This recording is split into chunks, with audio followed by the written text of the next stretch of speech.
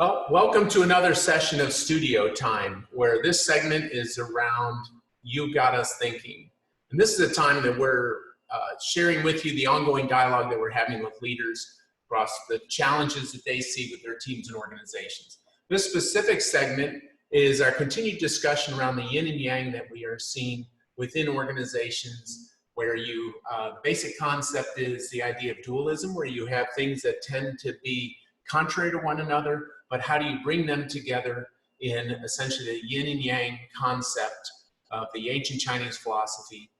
And today's discussion will be around the delivery mindset versus the discovery mindset. So I'm going to share out my whiteboard and we'll go ahead and explore that a little bit. I'm going to share out my screen. And here we are, the studio time. You got us thinking. So let's think about that. Of what we're going to discuss here today is we'll take the traditional Chinese yin and yang symbol, my basic version of it, delivery mindset versus the discovery mindset, and the yin and yang of balance of those. So let me slide my whiteboard over a little bit, see if we'll get a little bit more real estate. Make sure we're at the right percentage, which we want for drawing. Make sure I have the right marker. And now let's start to explore this a little bit. So where does this idea of discovery delivery come from? So there is through my career, I've always got leaders handing me different books to read around things that what they are reading around what they want to do with their company, and things they would be interested in exploring. And one of the books, or series of books, from a great author, Clayton Christensen, a very forward-thinking business mind, in regards to, I wrote a series of books starting out with the Innovators Dilemma, and then Innovators Solution, and then the next book he did was the Innovators Dna, and this is where he teamed up with a gentleman by the name of Jeff Dyer and Hal Gergerson, if I got that right, Gregerson, there we go. And they researched different leaders, companies, and the style of habits of leaders within companies that were able to be successful and see things before things happen, like paradigm shifts or different industry aspects, and allowed their companies to be successful moving through those. So let's lay this out. They had a graph in their book that looked like this, and what they did is they laid out that on there's a certain set of habits called discovery. So the discovery-based mindset, a series of habits around. And then there was the delivery mindset. So the way I interpret this is the discovery mindset of those minds that like to think around the box. And the delivery mindset is those who like to put things in boxes and get them to customers. So let's talk a little bit about the habits or the skills that they stood up. That they saw in this through their research. So I remember this by Kwon in regards to the discovery-based skills. So the idea that they continually questioning things, continually observing what's going on around them, and the understanding the context of what's going on and around the problem or the challenge. The idea of network. Now, this is, when I say network, this means they tapped into diverse networks. They just didn't they don't just stay within their network. So someone who has this mindset. The next thing was experiment. Continually looking to experiment. Those, they said, then if you're doing those four, that gives you this capability to do this skill of association. I kind of think of that around the way we look at that is they're continually building collages or building new puzzles. They're puzzle builders, associating different elements and bringing those together in different ways. Now, the delivery mindset has another set of skills. So they tend to be more linear skills. So they're focusing around their efficiency. There we go. Another one is around execution. So you see, these are those things that put things in boxes and get them to customers. The other skill is they're very systematic. process oriented. So what they found out is when they went out and looked at these companies, they realized that, yeah, they have these two different skills, but what they had is they had a balance of them. So if you had a leader, and I'm going to draw this was this kind of this sweet spot that they tend to gravitate or balance into. So if you have a leader like who's a high discovery person, think outside the box. Let's say, for example, like, you know, like a Steve Jobs mind. You would, to be able to hit that sweet spot and have to create the balance, that type of person, a discovery-based mindset, would want to team up with one or two or three folks that are very delivery-based mindset. And so they balance by meeting in the middle. And so it's all about balance. So part of this is, this forwards into this piece of the yin and the yang. So this idea that here's where these two pieces, delivery mindset versus the discovery mindset, and how those two go into our yin and yang concept. Then around our philosophies on this is that, yes, we want to see them in balance, but then how do you then find opportunity and create momentum from those? So I'm going to slide down here on the whiteboard a little bit, get a little more real estate, and start to look at, okay, so how does this, you know, where does this start to show up? So let me get my, make sure I'm back to my right ratio that I want to be drawing in. Got my right marker. Okay, so let's start looking at where this starts to show up, this discovery delivery. So let's think about one area that we see this in is around strategic awareness. And when I say strategic awareness, this is around how do you, as you're moving along, so we started thinking about, well, how does a drawing describe how these things operate in balance? So, you know, we have your delivery arrow. These are the things, this is where you're making money. Well, that's kind of a funky arrow, isn't it? So your delivery arrow, where you make money and produce and deliver value to your customer. And what we're saying is around that, you need an awareness zone around, and we'll call this the awareness zone. And as you know, zone of awareness. And why would you need to have that? Well, it's the understanding of the context around how you are delivering value to your customer. So we said, well, how does discovery start to fit into this? Well, as we start to draw this, we say, you know, around this delivery arrow is this what we're calling this area of discovery.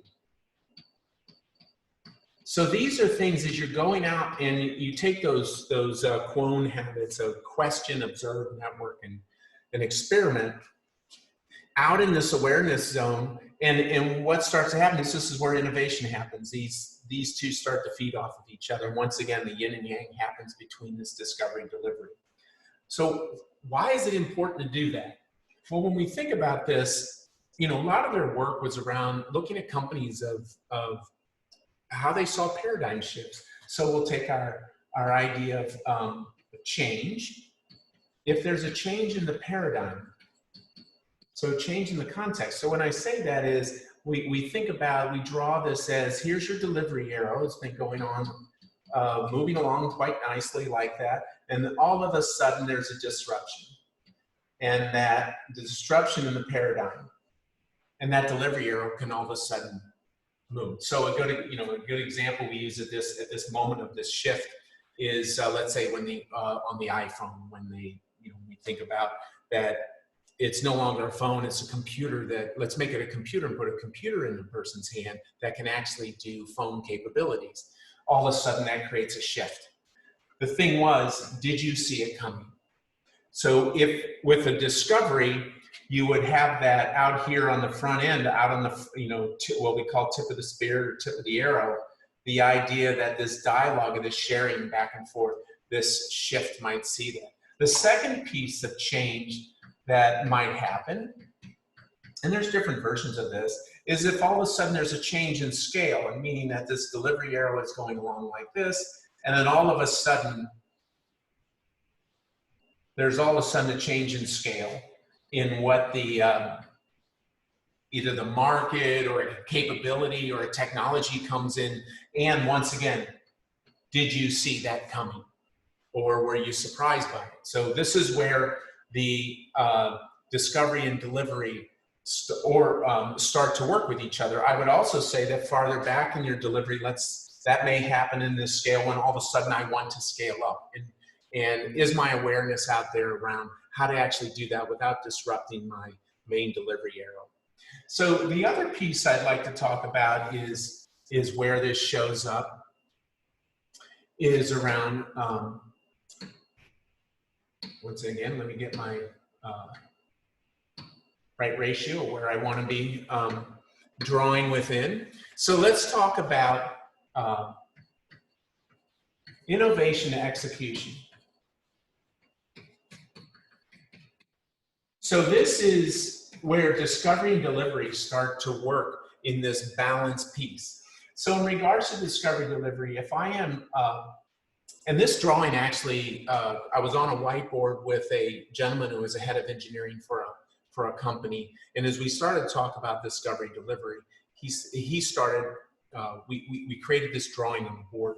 And he basically said is, if we have a line over here that is, let's say brains in the room, you know, how much more brains or less in a certain type. And if I say, so this is, I need more of this, these types of thinking at the top and less at the bottom. So over the scope of innovation to execution, if I say when I'm looking to create things, I probably want to have more discovery and less delivery mindsets when I'm creating. But by the time I get to producing, production and producing, I probably want that to shift. So he said, you know, we drew this, that this would switch. And all of a sudden you would want more delivery mindsets and less discovery mindsets. But the key here is it wasn't one or the other. It's a balance of the two. Because on the front end in create, you would want to make sure that while you're discovering, you also had people who understood what delivery was going to need.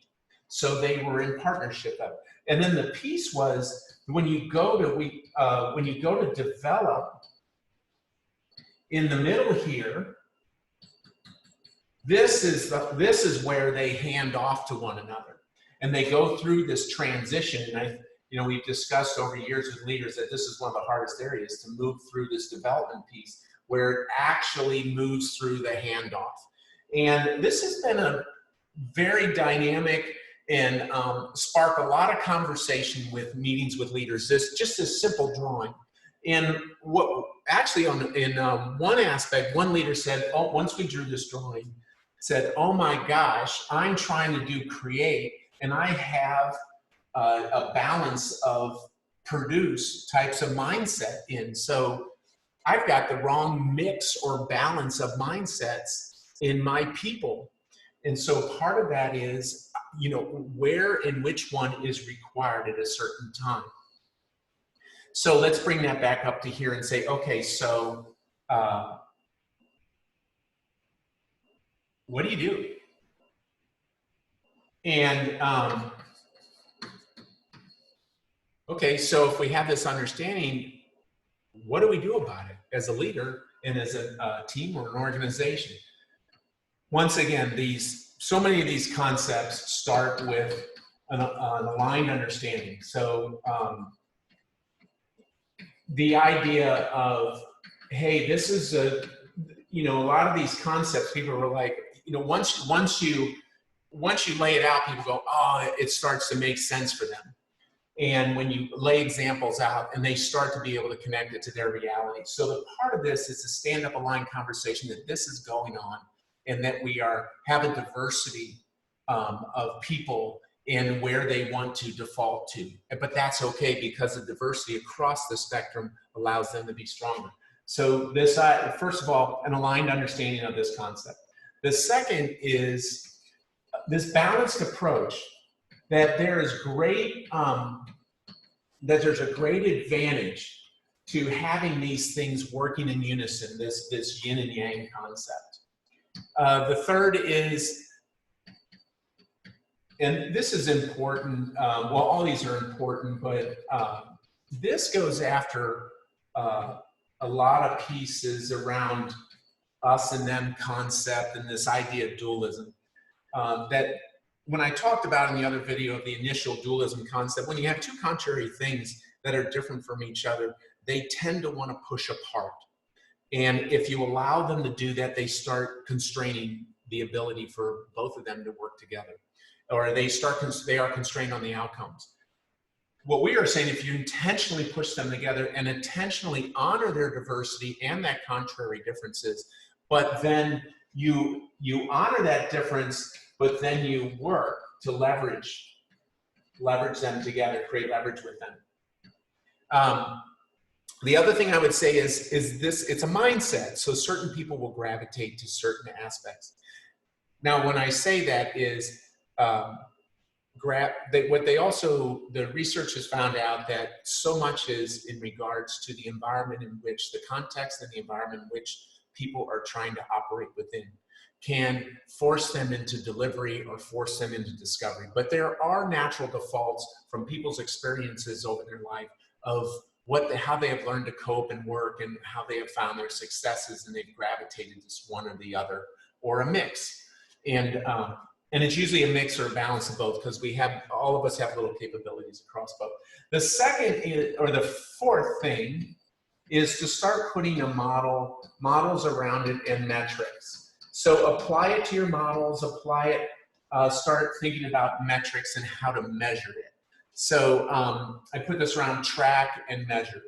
And if you're interested in since this is a concept that is heavily ingrained in our methodology, and if you have greater interest in it, you can look at our Excel model, which we have a video out on our methods playlist around the Excel model, and that stands for Analytic Creative Cycles of Efficiency and Leadership. So these yin and yang concepts all map onto this Excel model as a central theme.